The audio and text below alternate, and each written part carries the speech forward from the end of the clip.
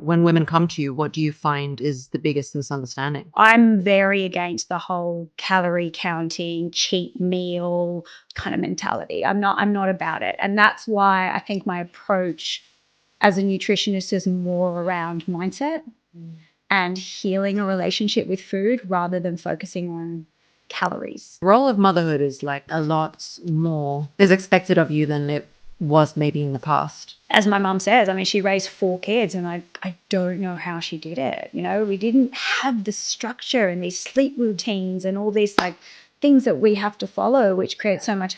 They're great. I love structure. That was really changing for me when you told me that I could have, those vessels almost, because it kind of simplifies because you could put tuna. Energy is the currency of life. Like energy is so essential. So when you have toast for breakfast and little protein, your energy crashes quite quickly. Whereas you go for something like a high fat, high protein breakfast, which I know you're really into, the high fat, high protein, you are full for hours and your energy is stable. You don't think about it. It's really cool to have you here because I run content that is about relationships, confidence and all this stuff. Do you know what gets asked of me more, almost the same level as relationships and confidence, is weight loss and how I look and what I've done after kids. You look very good. Thank you. And the reason I wanted to have you is because you have a hand to play in my journey. But not only that, I think you've got an understanding of like why it's such a big conversation. Why do you think women are struggling with it? I think we've been fed the wrong narrative for most of our lives. I think people's idea of how to lose weight is wrong. It's a very restrictive, limited, boring approach. And as a result, it drives women into this yo-yo dieting pattern. It's not sustainable. And so they're constantly looking for the next best fad diet or method that's going to work for them, but they never work. I remember I had my second baby and I was like, I'm ready to it's not even about weight. It's just feel confident in my body. I can feel I'm carrying extra weight that I don't want to be carrying. You might look good with that weight. Someone else might, but I didn't want that. And it's so strange because I'm a logical person. I know how things work, but you feel so lost when it comes to weight. Where do you think that comes from?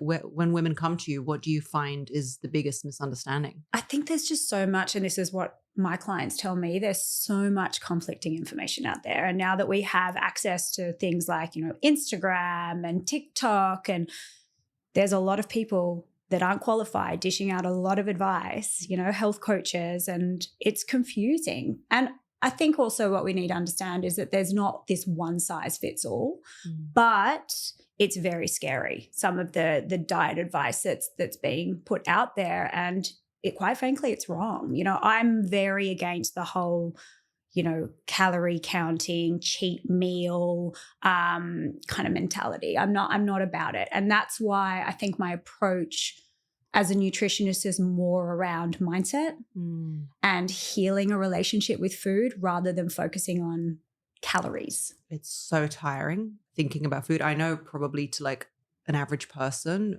maybe a man, they won't get it. But as a woman, you focus so much on it.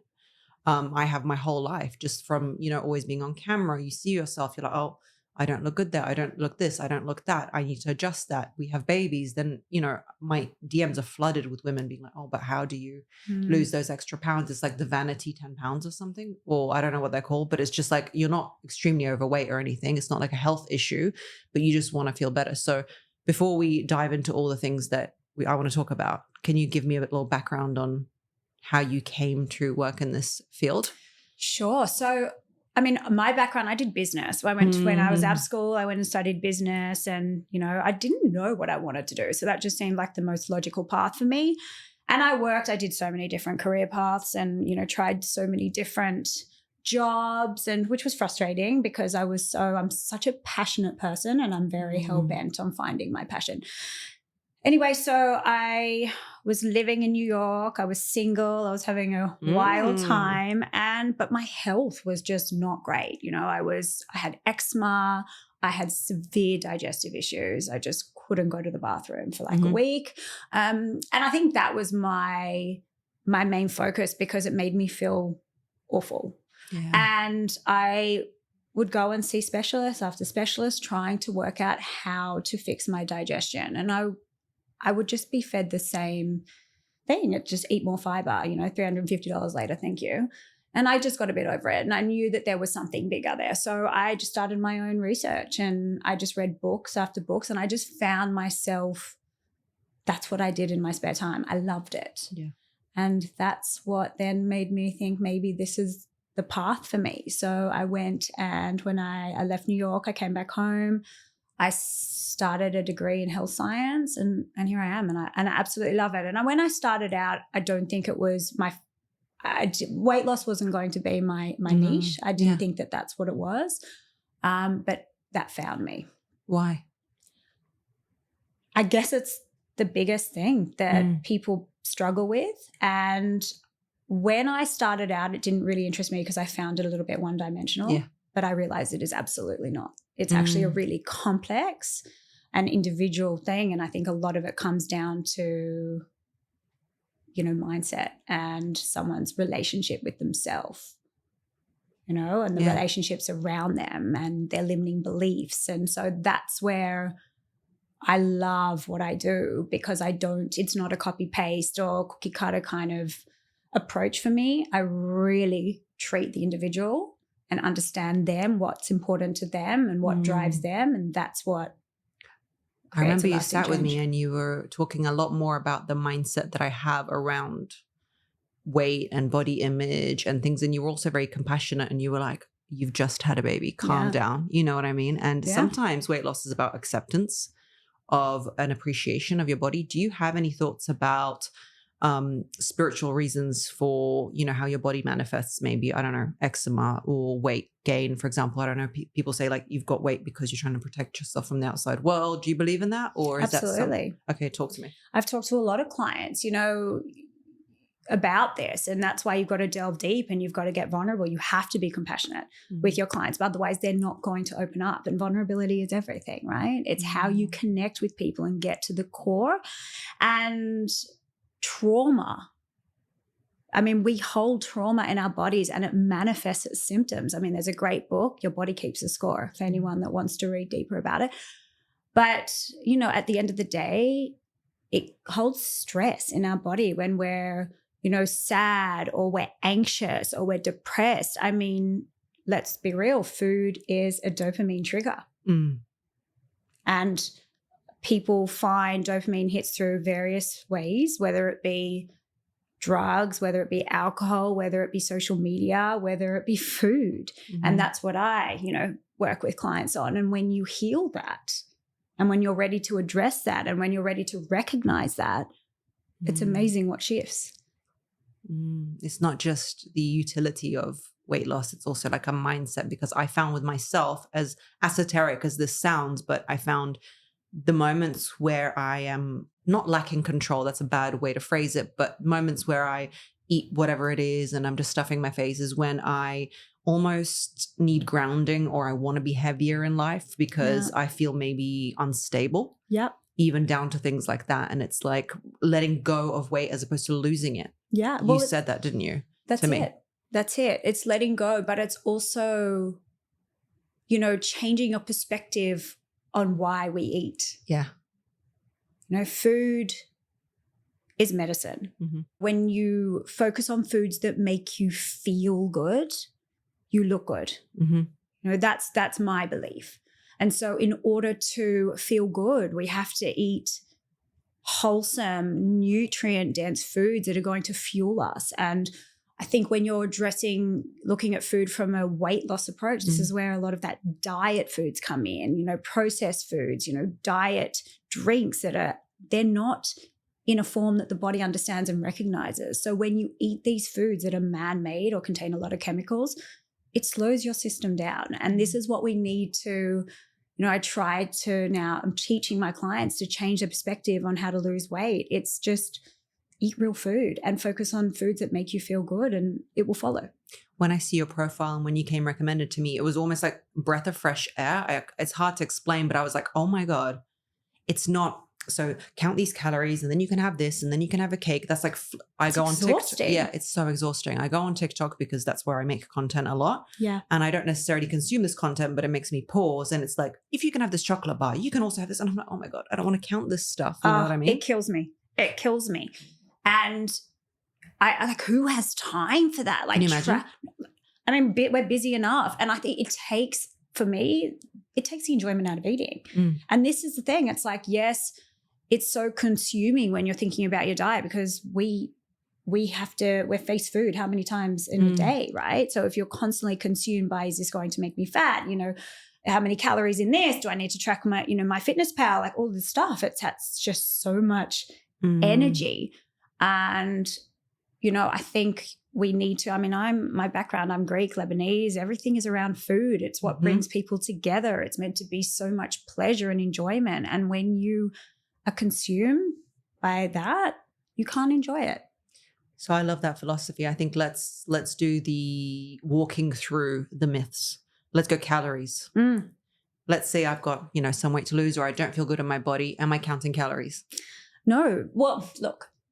Okay, yes, calories matter, but the problem is you're assuming with that ideology, with that theory, that all calories are created equally, and they're not. Yeah, the fat from a Mars bar doesn't function in the body the same way as fat from an avocado. So if we looked at that, we can't assume that all things are equal. Therefore, it's about the quality of your calories. I eat more than I, ever did. It's just I'm eating more quality foods. Yeah. So what happens if you don't count your calories? Is there a potential to overeat and gain weight, or does your body regulate better? Like, how does it work if you're not counting? Yeah, good question. And I'm asking with the girl who's watching this and she's always counted and she's like, wait, if I stop counting, I'm going to, there is a science to it and there's an art to it. And that is what I teach my clients. However, when you understand how to, build your macros on your plate in a correct way, then your hormones regulate properly and your body tells you when you're full and it will tell you when you're hungry. And with that, you're likely not to gain weight. So what is the method? What is the macro method that you go through? And in very simple terms, obviously this will vary depending on what stage you're at, if you're perimenopausal, whatever. But generally, the focus of our plate or the biggest portion of our plate should be vegetables, right? Your non-starchy vegetables, things like baby spinach, broccoli, cauliflower, cucumbers, capsicum. The list is extensive. So not potatoes, not all of that stuff, Despite, when we were growing up, it's changed, but the nutrition pyramid, do you remember that? And what was at the bottom? All the carbs. Right? Yeah. All the carbs. Yeah. And I think we did like cereal boxes, cereal boxes, bread, white bread. Come on, like it's changed now, and there are fruit and veggies on the bottom. But yes, thank God. Yeah. Go figure. So we can eat fruit. I love fruit. Okay. I love fruit. Because there's a whole too much sugar. If you eat a banana, there's all this sugar. Okay. So when I have a client coming to see me that has insulin resistance, and, of course, you can't treat everyone the same. When it comes to my kids, they eat an abundant amount of fruit. Yes, we need to control the amount of fruit, and there's different levels of sugar content in fruit. So I generally do focus on the lower to medium.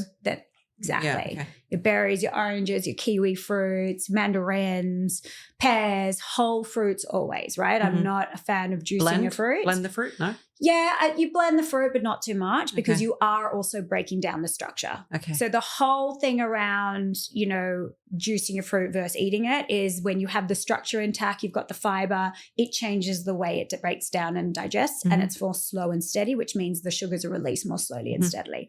When you juice it, you're basically extracting all the fiber, all the structure out of it. So the sugar digests and spikes you very quickly. Yeah. That can likely cause more weight gain. Smoothies less than, especially when you're combining it with protein and fats like protein powder, almonds. But again, it all comes down to how you're combining your macros as well. Okay. How about bread? Can we have bread? You can have bread. Yeah. But in my opinion, it is not a staple. It shouldn't be had for breakfast every single day. Yeah. Especially when you are a woman in your, 40s. It's just we become more insulin resistant Yeah. as we age. So these foods are very insulin spiking. Yeah. So I also hear this, and I was going to talk about the feeding the kids and all this at the end, but I'm going there now. A lot of women say, oh, but I'm a busy mom. Yeah. I'm not going to make different meals for myself if I've already made my kids something. And the first thing that comes up for me is like, why are you making your kids something that you would not eat for your own 100%. health? And I get it because I've got 2 kids and maybe they want chicken nuggets. Ironically, mine don't for some reason. I don't, that's good. Okay. He doesn't want it. But why is it that you would, why do women fall in that trap of buying kiddie foods? They want their children to eat. Mm-hmm. And so they just give them and they don't want the battle, which I get, but they don't know what they don't know. Yeah. Like, in my opinion, my kids are incredible eaters and I don't necessarily think it's by chance. They just haven't been exposed. No, it's iconic. I go on your Instagram and I'm like, look at him eating just like zucchini, lamb, whatever. He's But just doing they it, look, both of them. yes, it takes work, but it's what I value. It's what I prioritize. They get a prepped meal, Mm-hmm. breakfast, lunch, and dinner. Like for breakfast this morning, they had overnight oats with chia seeds and yogurt and, coconut and heaps of, goodness. But I made it last night at 9:30 last night. That's what I prioritize because I prioritize my family's health. And I understand it's really hard when you are working and you're busy. I get it. But if you buy them the frozen package, fish fingers, whatever, they're going to want it. And it's very hard. The older that they get and the more they know, it's really hard to then, to say change. no. Yeah, the habit. So they're sitting down, they're having the chia seeds. Do they ever say like, no, I'm not having it? And what's the case if that happens? I want them to, have autonomy in what they want to eat, but they can absolutely say no. I never force my kids to finish what they, what's on their plate. I never force them to eat it all. I do say, try it for me. If you don't want it, you don't have to eat it. And often, like, it's just, I think that they're at the age, I mean, my boys are 2 and 3. It's all about modeling behavior. So they want what I want, or they eat what I eat. So that's what I focus on. Yesterday I was eating chia seeds in water. It's, guys, if you want, you don't need to spend hundreds of dollars on supplements to get your digestion optimized. I mean, chia seeds in water every day is that the thing? Best thing. Oh, okay. I didn't know that. Yeah. What is your thoughts on supplements? We'll come back to the kids. I love supplements. They work? I'm a big, you should see my supplement, cupboard. Yeah.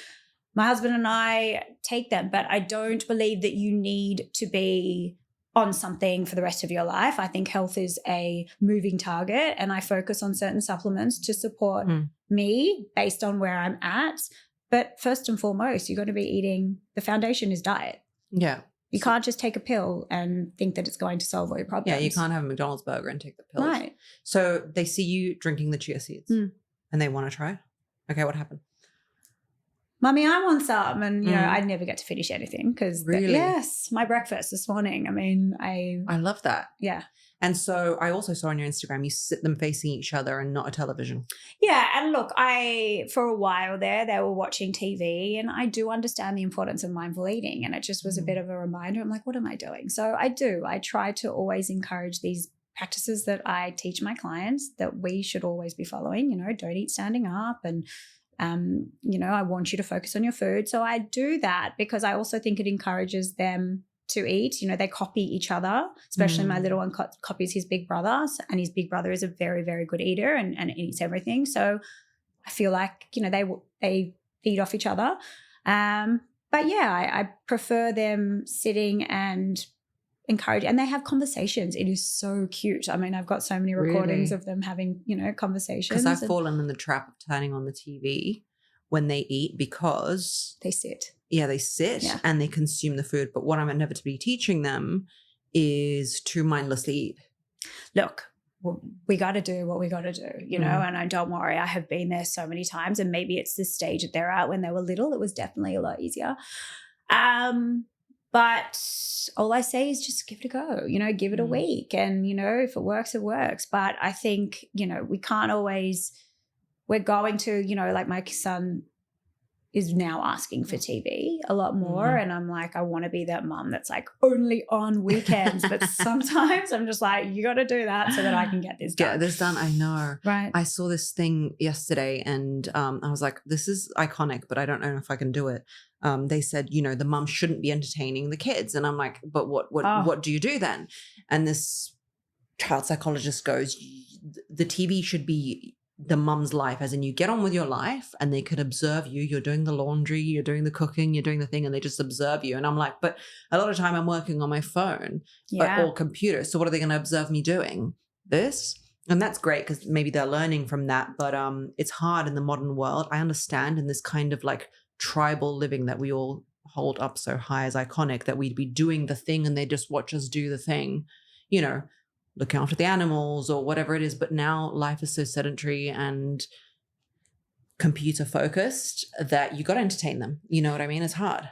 And God forbid they see us on our phones, right? We're not allowed to be on our phones. Nope. I mean, I had this nanny recently. I was, as you know, recovering from a surgery. So I couldn't lift my kids for 6 weeks. So I had some extra help. And I love being with my kids, just because I have some help there, an extra set of hands doesn't mean that, I palm them off.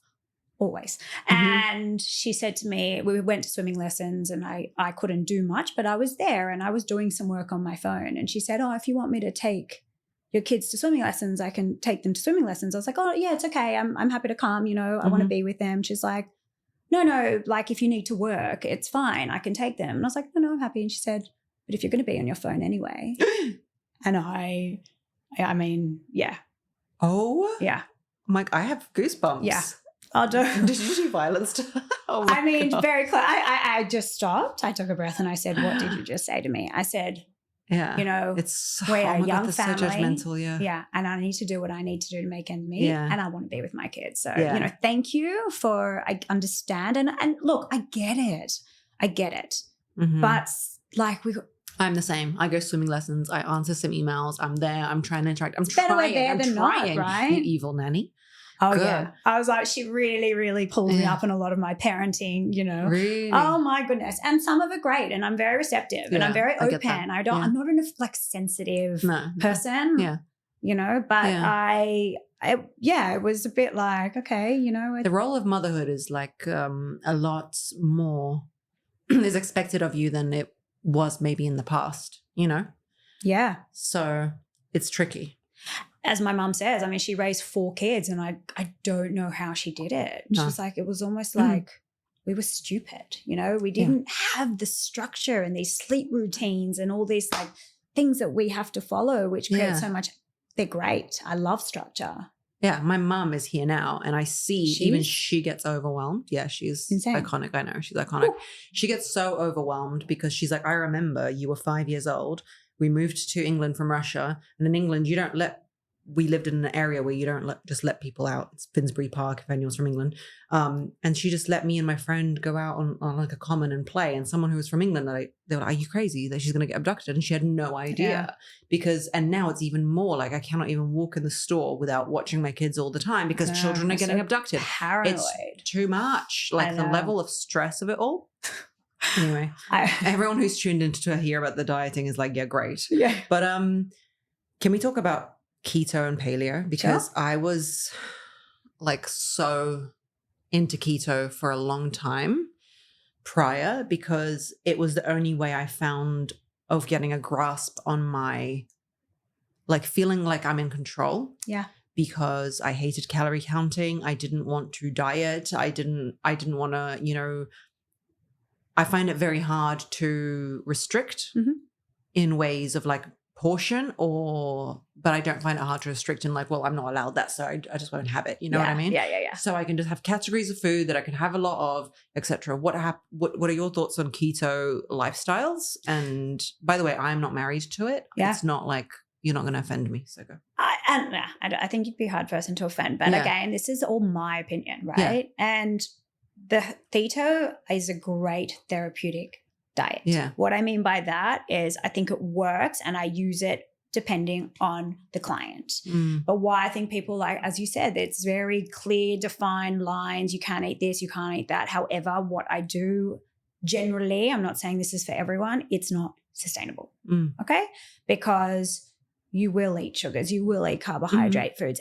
And why I don't think it's a great long-term diet is because when you don't eat carbohydrates, you're depriving your body of a lot of the fibers and prebiotic foods that are they're crucial in order to feed our microbiome. So the bacteria that live in our gut, which have a huge role in our health. So keto I think is great. So if I have a client that has a lot of weight to lose, and again, like their hormones, metabolic hormones are all out of whack, it's effective. It's really effective in, losing weight and bringing their body more back into balance. However, long term, I would change it to be a little bit more balanced in their macros to include carbs. Yeah, I think people fall off, and I did in the past many times when you'll go and you'll eat something because there is just nothing available in that, bracket. Yeah. And then you'll eat something and then you'll fall off and you're like, well, I've done that now anyway, so let's just throw out the... But I also think when it comes to psychology, we want what we can't have. Yeah. Right. So with my clients, I always say there is nothing that you can't eat. I want you, if you want to have the burger, go eat the burger. Just get back on it with the next meal. Yes. Right. That whole shift changes everything, because when you have this scarcity mindset, your body we're wired to go for it. And that's what drives, I don't binge eating. When you think you can't have something or you deprive yourself of something, the minute it's around you, you will binge it. What I used to do is be on keto, be it the way I want to be. And it's also addictive because you have clarity in your mind. You don't have like a fog or a haze because it's very much you're running off fats, right? And ketones, Yeah. And so I was very productive. Yeah. And then I'd eat something, let's say a cake because we were at a party or whatever. And I'll be like, oh, I fell off now. I might as well for the rest of the day go for it because I wanted this, this, this, and this. I'm going to have that now. And then I'm like, it's the weekend now, so I might as well. And then a week later, you are now eating 500 foods that you wouldn't have even on your normal day because you're like, quickly, let's get it in before, I don't know, some imaginary person's going to like tell you off or something. Do you know what I mean? Like, exactly. So if you could just have that food and then get back on, right, it's so much more useful. How about fasting for women? Our client is a woman in her like late 30s, early 40s. Look, I know there's a lot of, I'm so out confused. there, and it's, not great for your hormones. However, again, I think it can be a great therapeutic method to get you some goals. However, when it comes to women, particularly as they're, approaching menopause before they've gone through menopause, it can not be great for your hormones. So women are better off breakfast that contains protein, right? Men, women, very, very different. Yeah. However, if I've got a woman in her 60s, very much struggling to lose weight, they've gone through menopause or going through it, I think it can be super effective. So how would you use it? How would you fast? For me, look, I have done a lot of fasting and I think it really helped me lose my baby weight, where I'm a big fan of the 16-8 approach. Okay. So you eat in an 8-hour window and then you fast for 16 hours. The most ideal approach would be breakfast, lunch, early dinner, and then you fast, say, 5 till 9. So when would you eat at 9 a.m.? Yeah, ideally. I didn't. I found it easier sort of eating from like 11 a.m. till 7 p.m. Okay. Yeah. And I think you don't have to be so strict. And I think it's a nice, as I say to my clients, I think it's a really effective tool to use when you have had an indulgent weekend. It's like a reset. So maybe do like 2 days, 3 days of the 16-8 fasting and then eat normal. I don't believe in following something every single day and being so regimented. I like flexibility always. Do you find that people naturally sit at different weight points, or do you think everybody has, do you know what I mean? Like that whole idea of like some people are just naturally bigger, or do you think that's not true? I think that genetics play a key role, and we do know that when you are your parents, if they have higher fat cells, adipose tissue, when you are conceived and when you're born, then you will hold, like particularly the mom, then you will have more higher quantity of fat cells. Okay. Yeah. And is it true that you can't get rid of fat cells? You can just shrink them? Really? Yeah. So that's why it does. It's important to be in a healthy weight when you want to have a baby, because it does influence. Oh my gosh. Okay. So vegan. Yeah. What do you think of vegan diets? Again, I think it depends on the person. I see people that absolutely thrive on a vegan diet, and then other people that their body just malnourished, losing hair. So I think, you know, it also needs to be done correctly. You know, people can go on a vegan diet and just like cut out meat and dairy products and, you know, any animal-based products, and they're missing a lot of important nutrients. And, you know, that's where supplementation can be really important, because you can fill those gaps. But I guess you need to listen. I have clients that come to me and, you know, they've experimented and they tried it and they became so iron deficient, you know, whereas, So I love experimenting. And I always say that, like, go for it. If there's something that you're feeling like you want to do, you got to go for it. But if your body is telling you otherwise, you got to listen to that as well. Yeah. And carnivore is really popular. So popular. What's going on? My theory on that is that everyone is, you know, hitting their 30s and 40s and the digestive issues are starting to really show up, right? And people's gut health is all out of whack. And when you starve yourself of all those foods, healthy foods that contain those prebiotic fibers, you don't get triggered, right? So I think a lot of people complain of irregular bowel motions, a lot of bloating, they feel tired. I think this all comes down to their gut being out of whack. And so why do they go to carnivore? Because when you don't have any of those vegetables and things that trigger you, meat doesn't trigger you. No. You feel good. Exactly. Right? Every podcast you listen to right now, there's a carnivore expert, and then there's the vegan expert, and then there's this guy who goes around, scientist professor, who's like, plants are toxic. You know, I really couldn't wait to talk to you about it, because yesterday I was listening to something like that, because I don't know, I get fascinated in areas, and my area of fascination right now is like nutrition, because I guess I've got little kids. Yeah. And, you know, it's important to me. And as much as people watch my content for boys, I'm like, I don't care about them right now, right? I care about nutrition. So for me, it's like, carnivore, really? Like, are plants toxic? What? I mean, it can be a really exhausting conversation. Maybe the way that we're producing them these days. I mean, genetically modified. It feels so exhausting. Yeah. Because you want to give your kids vegetables, say, or eat some vegetables, and they're like, genetically modified, can't eat that, can't eat this, can't eat anything. You're like, right, I'll just eat meat. And ignorance, but that's hormones, and you're like, okay. Oh no, listen. It's so hard. Like, you seriously, I feel like I know so much that it's amazing that I eat anything at all. Yeah, literally. But I'm pretty nonchalant about this stuff, because I just focus on, you know, eating clean foods and leave it at that. Otherwise, I'm going to be living on a farm that's self-sufficient, and that's just not the life that I want. No, exactly. I would love, though, my own veggie I know. patch. How good would that be? But tending it, that's a whole different thing. So let's try, and for this imaginary girl, she's 39 years old. She's me. I'm not 39, but, you know, just like us. Yeah. And she's had 2 or 3 I'm kids. not 39 yet. No, me neither. We're so young. And what are we putting on her plate morning? I know it's different for everybody, but what is this, like, clean whole foods? What does that even mean? Because I know that sounds so weird, but I get confused. Like, is rice clean? Like, is it? Yeah. Rice is clean. Yeah. It's not, as you would know, it's not one of my favorite foods for weight loss. It's a very high starch, quite insulin spiking food. But, you know, I think protein is, I know we hear it over and over again, but it is the one thing that most women are not eating enough of, right?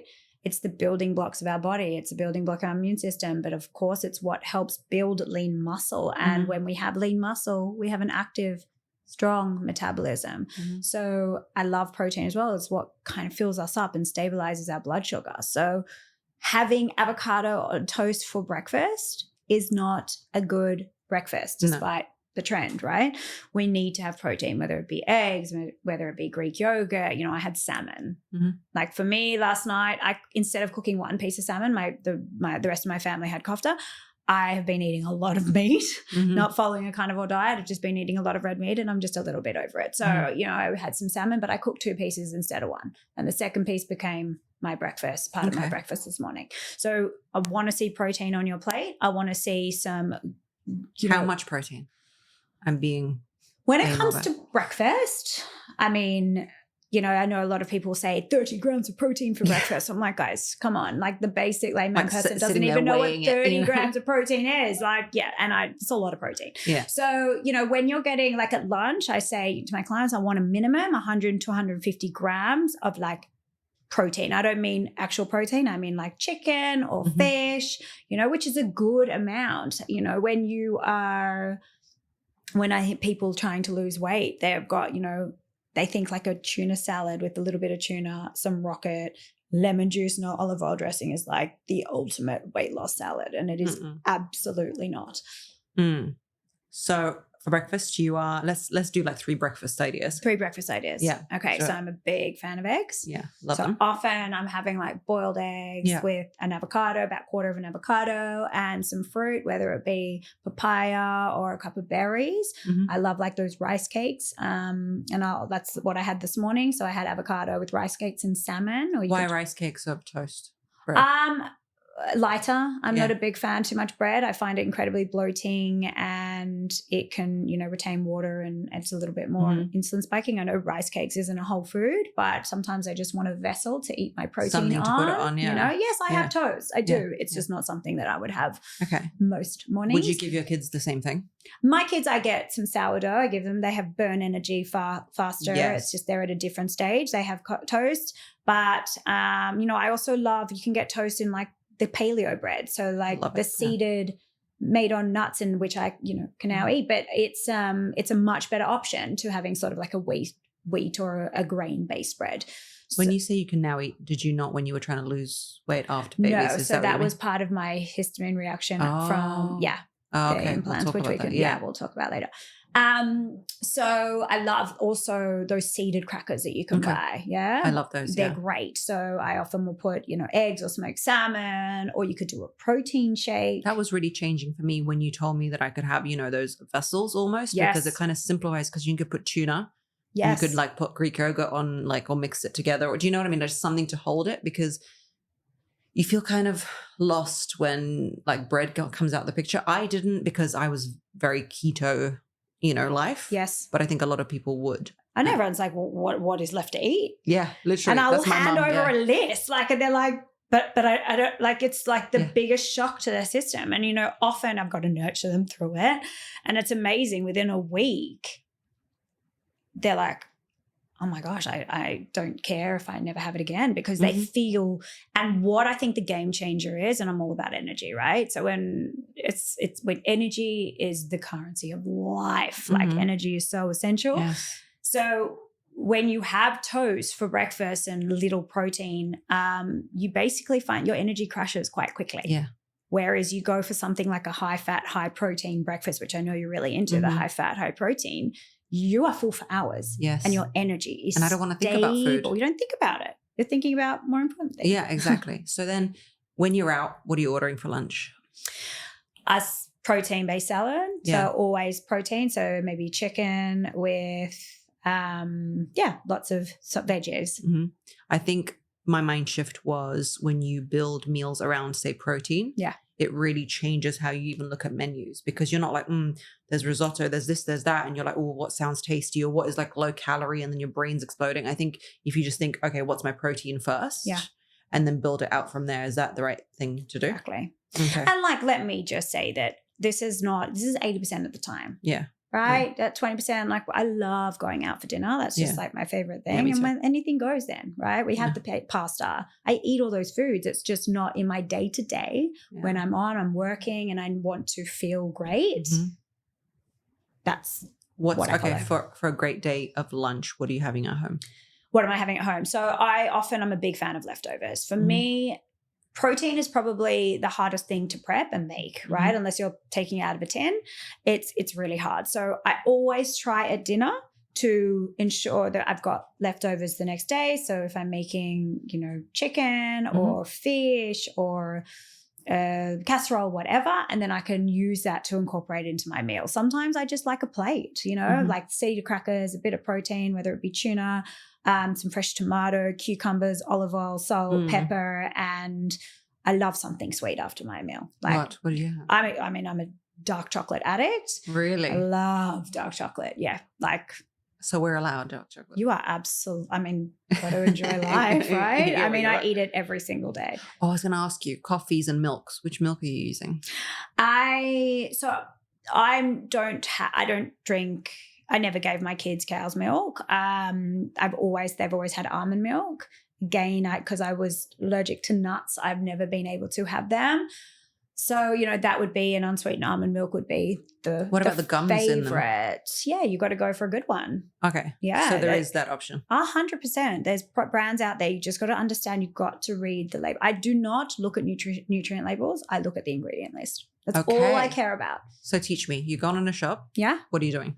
Say I want to buy an almond milk. Yeah. I will turn it around and I look at the ingredients. If I'm getting almond milk, what should be in an almond milk? Almonds. Almonds. And water. And water. Yeah. And maybe there's a pinch of sea salt. Yeah. That's what I'm looking for. Okay. You can find ones that have like, it's wild. Like you're like, why is that even in there? I mean, there's breads that have milk solids in them. Like it's scary. And this is what we need to be focusing on. You need to become, you know, aware and in control of these products, because marketing, they're really savvy, you know, and they can put all these call outs on the packaging, gluten-free, no additives, no added sugar, and then you turn it around and it's full of numbers. I feel like if they're advertising, that's a giveaway that it's not healthy. Yeah. Do you know what I mean? Like they never write apple, whole food, good for you. You know, it's just apple. Like you recognize the apple. Or the health star rating. I mean. Yeah. What is that about? Oh my God. I saw it on, what was it, Nutella or something? Oh. Like a 2-star health. I was like, guys, come on, be serious. So the ethos of your, let's forget the weight loss part, but just health. Yeah. What is the ethos of it? Whole foods as much as you want, or how would you summarize you're full, and you know, but I do focus on ensuring adequate protein, really good fats in the form of like avocado, nuts, seeds. Like fats really help with that satiety. So obviously very important for our hormones, our brain, and all that. But just in terms of appetite, it really makes you feel satisfied. And you know, I like whole carbohydrates that are going to be a slow releasing sugar. So, you know, whole fruits. I love sweet potato. I love potato. All of these, you know, yes. So people are like, can I have potato and lose weight? Fries? 100%. Yeah. Homemade ones. Yeah. So talk to me about vegetable oil. Yeah. Is that a problem? For me, yeah. I think the problem basically, and I like that you asked this because I don't think people understand the reason why. So when vegetable oils contain a type of fat that's called polyunsaturated fat, and these are quite an unstable fat. So what I mean is when they're exposed to heat and when they're exposed to light, they become rancid. And rancid just means it's inflammatory when we ingest it. Right. Right. So no one's ever explained that to me properly. No. Yeah. I'm always like, oh, I guess it's bad. So yeah. But why? Why? Yeah. When you understand the why, you're motivated. Changes. Right. Yeah. So when they process these oils and basically when they extract the fats out of these vegetables or plants, they have to use a lot of chemicals. They have to use a lot of high heat. And basically you're left with a very rancid product. We ingest it and it's inflammatory. But further to that is our body, in order to be, you know, in a balanced state and reduce inflammation, we need to have a good balance of omega-3 fats to our omega-6s, which is what these vegetable oils are. There are so many sources of omega-6 fats and very limited sources of omega-3s, which means it throws that ratio out of whack. Yeah.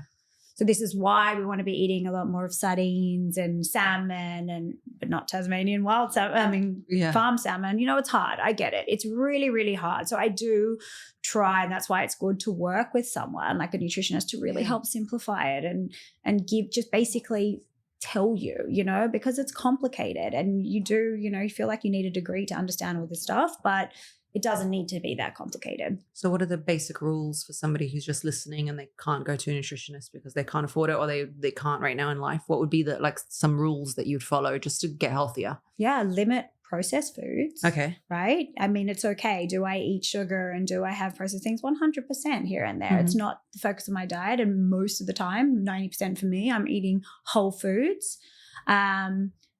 You need to be, in order to have control of your health, you need to be in control of your food.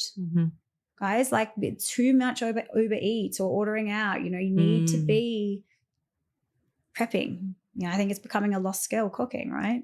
No, people don't know how to. They don't know how to. And it doesn't need to be fancy. And this is actually something that I'm launching in about a week, is this recipe portal, a meal planning portal with really basic, delicious, family-friendly recipes that are macro balanced but also support weight loss. I think people just struggle with how do I, translate these ingredients onto a plate? How can I make a Yes. meal that's going to be satisfying? It can be delicious. It can be exciting. You just need to understand how to put I it love together. when you put your foods together that you can see the different food groups. I know Yeah. that's really a weird thing to comment on, but I think a lot of people get blocked with like, but how do I make meals out of these ingredients? Like Yeah. you said, and the reality is, why can't you just have a plate of amazing foods? Totally. Like they call it girl dinner, but it should be just like human dinner. Like it's okay that the tomato is just there. I love eating like that. Me too. It just makes you feel like you can see what you're eating. It's really good for kids to see what they're ingesting. You don't have to like make everything into a paste or a puree. It's okay. Yeah. And also when you start removing a lot of those high palatable foods, like really, I cook with salt, but it's controlled. And the problem is when you're, say, buying a pasta sauce in a jar, you have no idea how much sugar is in that. And why do they do that? They do it because it lights up your brain and it makes you want more and more and more. It triggers the dopamine. But to balance out that sweetness, they have to load it up with salt. So you think you're buying a pretty, just a tomato-based pasta sauce, but it has got so much sugar and salt in it that it's not good for you. So when you remove a lot of these refined ingredients, your palate becomes so much more like you taste the flavors, the natural flavors. Strawberry tastes amazing and all these vegetables. And I think that's what it's. So many clients say to me, oh my gosh, like the tomatoes and fruit, so sweet. It's just everything becomes so heightened because your palate is dulled when you eat a lot of the processed I remember foods. not eating vegetable oil for a while, and then I tried a McDonald's fry and I was like, grease.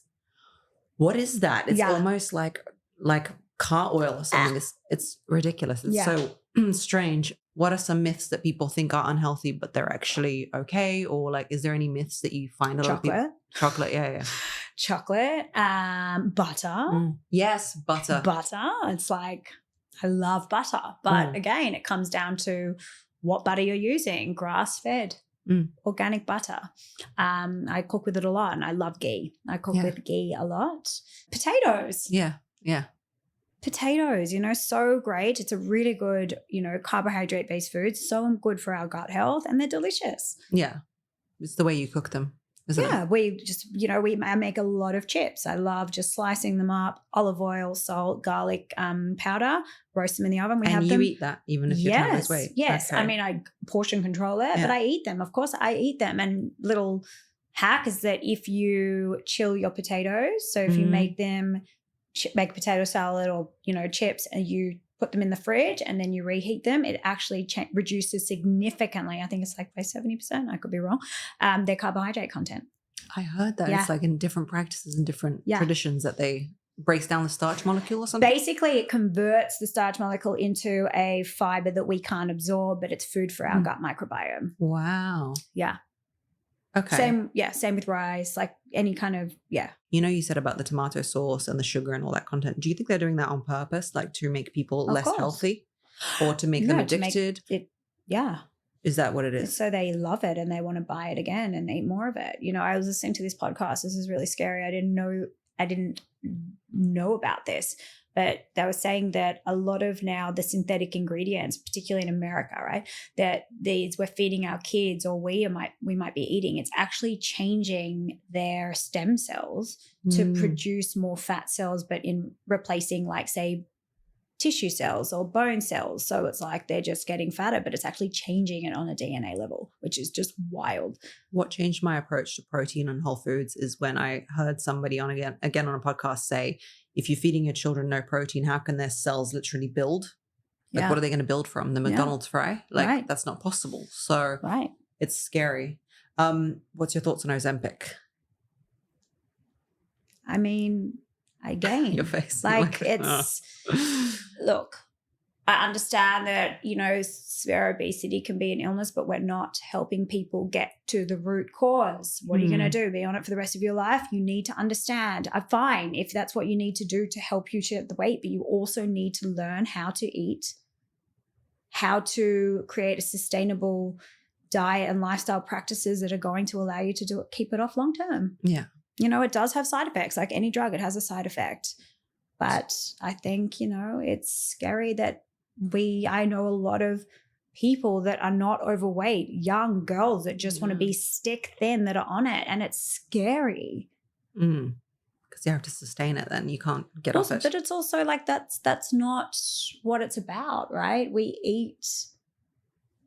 Okay, it's for me, when you change your mindset, if you're eating to lose weight, I think that can drive like it's a very different approach to eating to be healthy. When you eat to be healthy and feel good, you will look good. As I said, you will lose the weight. And I think that's just more a motivating long-term driver, right? But it's just, you can go on Ozempic and drink alcohol and eat sugar and starve yourself, or you can actually nourish your body and balance your hormones. And, I have this questionnaire that clients have to complete when they come in to see me, and it's like they have to classify where they're sitting, like digestive issues. And it's, people are stressed, they've got low libido, they've got really low energy. I mean, we're not functioning. It's almost like everyone's in survival state. Yes. And that's not that's not an enjoyable way to live your life. No. We're burning out and we're nutritionally depleted. And I just think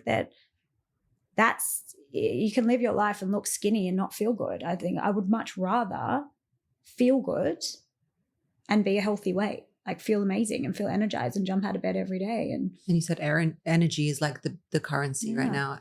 I don't know hardly anybody who feels incredible. Yeah. Yeah. I saw a post you did that these days you are eating for energy and health as opposed to how you look. Yeah, I need to.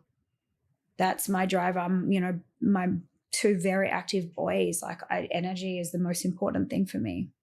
I remember when I talked to you prior, you said that you thought or you felt that motherhood was, despite being beautiful, extremely draining. Yeah. But then you had health issues that you were also facing. Yes. Can we talk about that? Because I think a lot of women are going through it. And there's on one side hormones, and on the other side, there is the surgery you had recently. Can you tell me about it?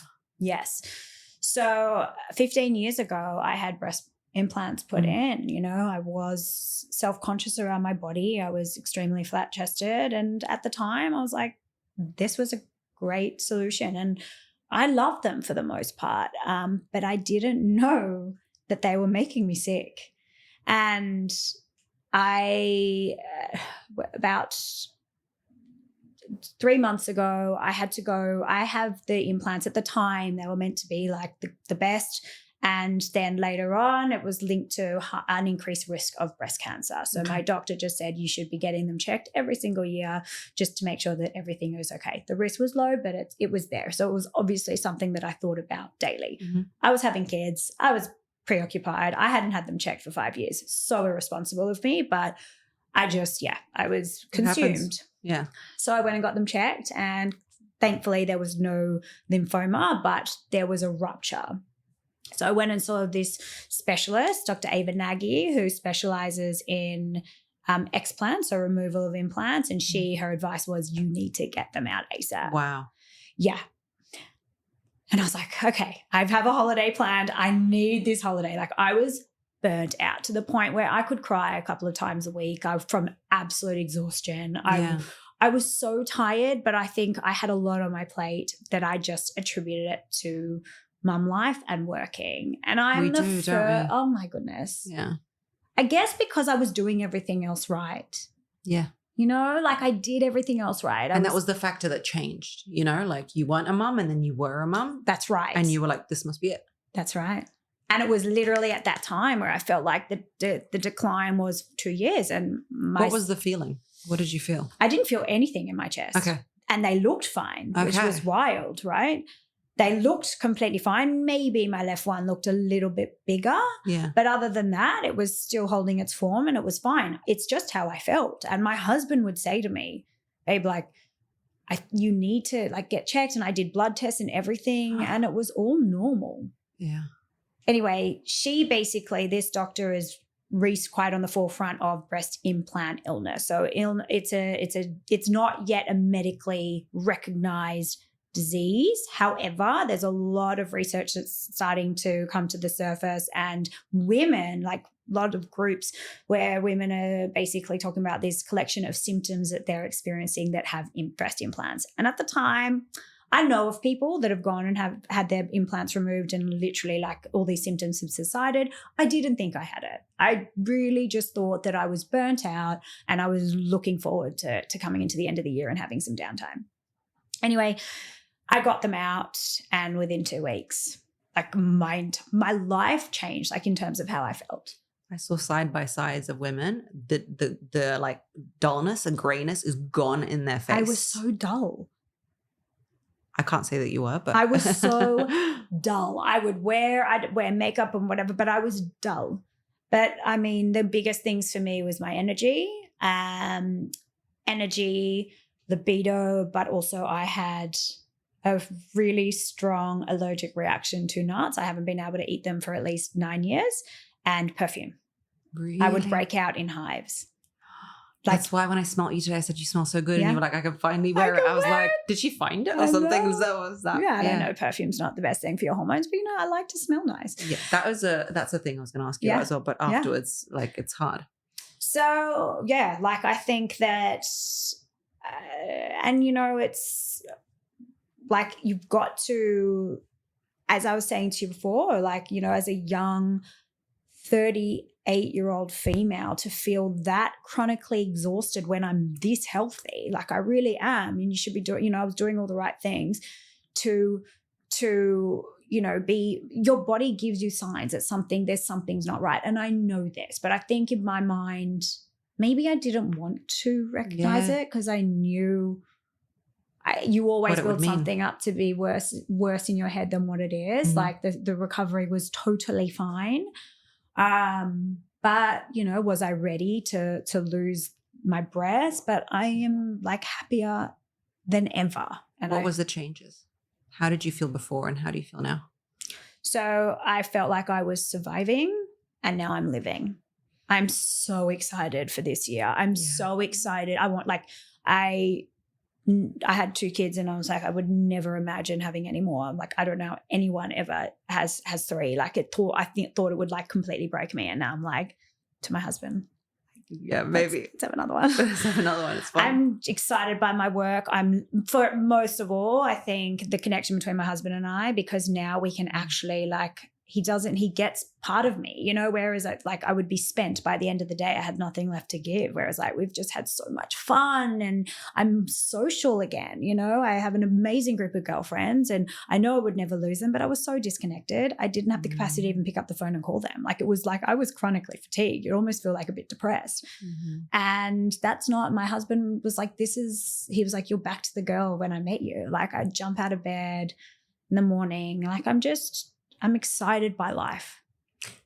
I think, and I might be wrong, but I think we're going to look at breast implants as something we used to do in the past. Yeah. Unless they find a different way of doing it with like fat or I don't know, because, medicine moves on. But I think bodies naturally try and reject a foreign 100%. Object.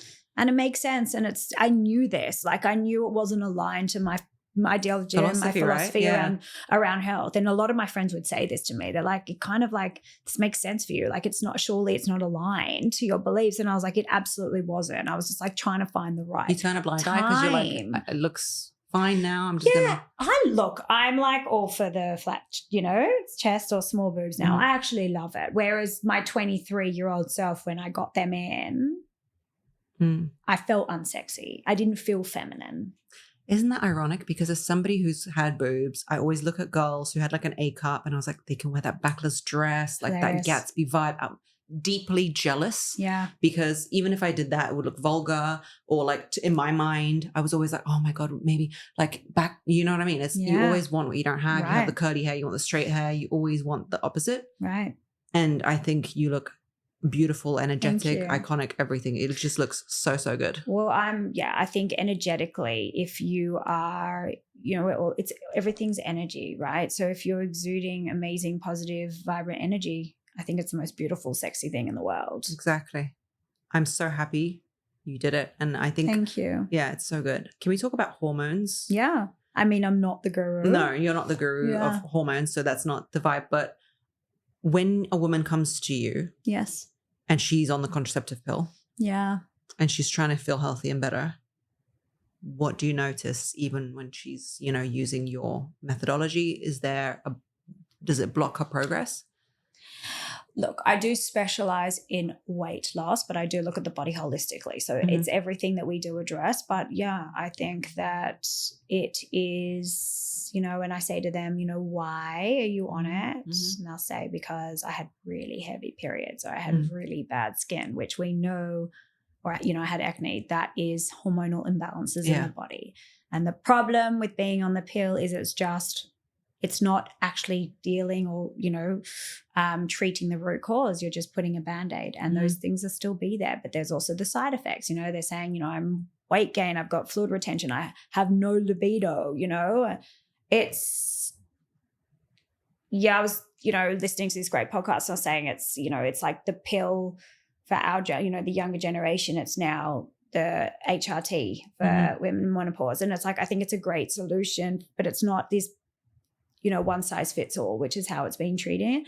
And the contraceptive pill is, I went on it when I was younger, and I think I tried every single pill that existed because I was having such severe side effects. That in itself is saying something. I've had my 2 kids, and then the GP, the general practitioner, she was like, oh, which woman? She was like, what are you going to do? Which pill are you going to go on? And I said, I've done this, this, this, and this, and I'm crazy on all of them. Yeah. And I can't afford to be crazy right now. It was fun for my 20s, but as in I'm emotionally reactive, all these things. And I've got children now and a business and a husband who I kind of don't want to divorce because I'm crazy. Totally. Right? Totally. So things matter more. And she's like, where did you hear that? On TikTok? Like, where do you hear all this? I'm like, on TikTok, first of all. That's a very good platform. Second of all, because they almost treat you like you're saying nonsense. Yeah. But there is medical professionals who've written books about the pill and the side effects of it. It's not just random stuff, but they completely, And it's hard. Like, I get it. Like, I could imagine as it being a mom with a young girl that's like sexually active. Like, it's so scary. But, I just want to be careful. But so it's like, I see so many people around me struggling to fall pregnant. And I'm not saying that's the only reason, driver, but we've got to consider all these things, and I think, every one of my friends are on the Marina. Yeah. And when I was, I had done, before I fell pregnant, I was on the copper IUD, right? And it's not the most popular one because it does give you a heavier and more painful period, at least initially. But it meant no synthetic hormones in my body. But, I did have quite significantly high copper levels in my body. So now I'm kind of like, I'm not on anything. I prefer to not be, but that doesn't mean that I worry all the time about. Yeah, it's tough, isn't it? It's so hard. And I'm, it's okay for me. Like, it's, I do want another kid, one, but for someone that's not with their partner, and it's hard. It's really hard, and there's not a lot of options. But fun being a woman, isn't it? I'm sorry, there's no option. Yeah, exactly. Yeah, it's really fun. What about HRT? You mentioned that they're using the pill. So women who are older are using the pill as well. It's just now it's like every doctor will just prescribe any female that's coming in with any symptom that might be part of menopause. They're just putting them on HRT, and I think HRT can be super, super effective, especially when you're going through something that can be quite debilitating and have a lot of symptoms, which make it hard to just in your everyday life. But again, it's just not this, like, you can't just every single person. I think menopause is significantly exacerbated by your diet and lifestyle habits in your 30s and your 40s. Like, what are you doing in those former years that are setting you up? So important. It's so important. And I think that it's really, you have a lot harder journey when you have a lot of elevated toxins and your body is out of whack. So for me, I'm like, I want to do everything that I can to support my body and my hormones now so that I can have a smoother journey. You've given me a lot of, since working with you and just talking to you and knowing you and just your profile, watching it, you've given me a lot of peace in the feeling of nutrition and just being in my body and like acceptance of myself and the whole journey. So that's been a really amazing feeling of watching it. And I want people to have that, even if they can't, work with you. So where can they find you and what are you working on at the moment? Yeah. So I am 2025 is going to be a lot more focus on me moving away a bit less on one-on-one, and I want to go more online so that I can work with a lot more women. I'm launching, as I said, this recipe and meal planning portal, which I'll be the #1 customer for. I love it. I will send it your way as soon as it's live. Which will be just, I think that's the biggest challenge. It's like, okay, great. This is what I can eat, but now how can I translate that into delicious meals? And this just takes the confusion out of it. You know that you can cook that meal and it's going to be macro balanced and be lean and clean and support your weight loss journey. And you can also like create meal plans and it'll spit out a shopping list. It just makes it super easy. So that's that. I do obviously group online programs for women love coming as a collective, and I do them every month. And then I'm basically going to be launching a masterclass. So my program, which I do one-on-one, is going to be all done online. I'll probably need to get some of your recording guidance on that. So, and then long-term will be, I'd love to just have it all in one, all-encompassing app. Amazing. And what's your Instagram for people who want to also be soothed about nutrition like I was? It is SM_nutrition. Amazing. Thank you so much for coming on. Thank you for having me.